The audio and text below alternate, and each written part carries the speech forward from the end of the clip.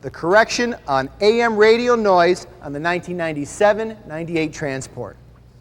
Now, as I mentioned earlier in the video, there are several AM radio noise conditions in existence on other Pontiac and GMC vehicles. This one differs in that it is caused by inadequate grounding. One of the keys in diagnosing this condition is to first gather information from the customer.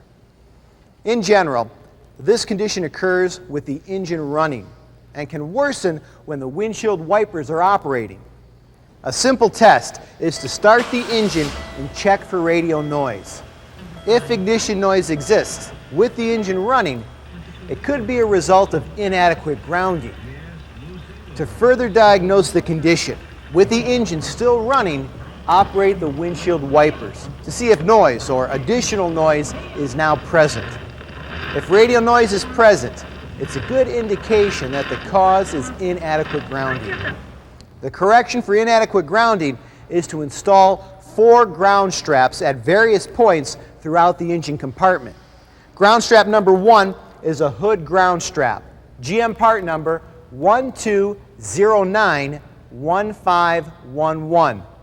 Ground strap number 2 is a passenger side ground strap with the same part number. Ground strap number 3 is a driver's side ground strap, GM part number 06287160. And ground strap number 4 is an engine ground strap, GM part number 06286800. In addition, the correction also calls for a 3/4 to 1 3/4 inch hose clamp, GM part number 123-38018. We'll begin the correction at the passenger side hood lever. First, remove the hood bolt, indicated here as number 1, followed by the fender bolt, shown as number 2. Next, thread the hood bolt through one end of the hood ground strap eyelet and tighten the bolt to the hood. Then, thread the fender bolt through the other eyelet of the ground hood strap and tighten it to the fender. Since the ground straps use star washer teeth to bite into the metal, there shouldn't be any problem with rust down the road. When the hood ground is complete, it should look like this. Next, install the passenger side ground at the windshield wiper motor by first carefully removing the weather strip at the base of the windshield. The strip is not glued down, so it should come up easily. After the weather strip has been removed, pop the cover off the windshield wiper motor. Next, locate and remove the ground lug, which is just forward from the mount along the fender wall. Keeping the existing wires on the lug, insert one end of the passenger side ground strap onto the bolt and tighten the entire assembly to the fender. Next, locate the pre-drilled hole in the wiper motor bracket and bolt the eyelet of the other end of the passenger side ground strap to the wiper motor bracket. When finished, the assembly should look like this. After you've reassembled the mount cover and the weather strip, the second ground is complete. The next step is to remove the cruise control module and the cruise control bracket so that the bolts on the wiper actuator arm are exposed. After loosening the bolts, pull the actuator arm up and drop it out of the way, exposing the wiper control mount.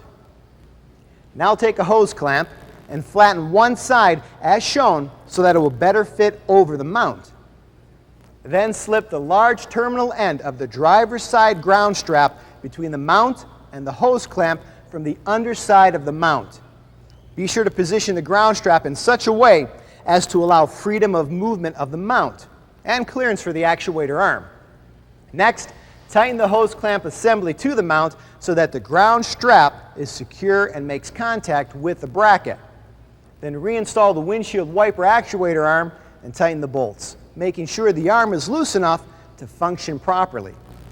Now, locate the 2 holes left from the cruise control mount bracket on the driver's side fender. Insert the other end of the driver's side ground strap onto the fender bolt. Attach the cruise control mount and tighten the assembly to the fender so that the ground strap is up against the fender itself. After bolting down the mount, the finished assembly should look like this. Next, reinstall the cruise control module and the third ground will be complete. The last step in the correction is to install the engine ground strap. First, remove the bolt on the engine mount. Then remove the bolt on the manifold heat shield.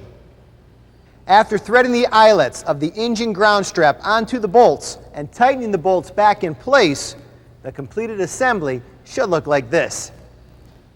And that completes the procedure. All that's left to do now is to recheck for AM radio noise. If noise is present, recheck the grounding procedure.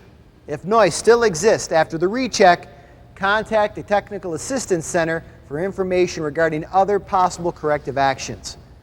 To recap, test for the inadequate grounding condition by starting the engine and checking for radio noise. Then, with the engine still running, operate the windshield wipers to see if noise or additional noise is present. If radio noise is present, then proceed with the grounding procedure.